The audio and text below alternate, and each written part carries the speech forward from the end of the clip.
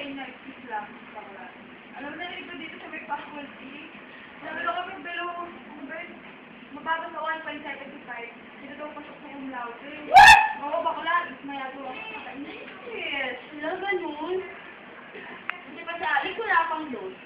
Pero pagka-gratis, Bakla, dito naman. Hindi rin eh. Si Rico, hindi makataasan yung grades nun pero pumapasa. Kasi matipag. Kasi naman damuhan yung grades mo. Hindi ka naman matipag, madiskarte sa buhay. Siyempre, mas successful pa din yung hardworking. Hindi rin. Di ba sa company ngayon, tinitingnan nila yung transcript of records mo, tinitingnan nila yung grades mo, tapos yung degree mo. Ibig sabihin, importante pa rin yun. Yung grades.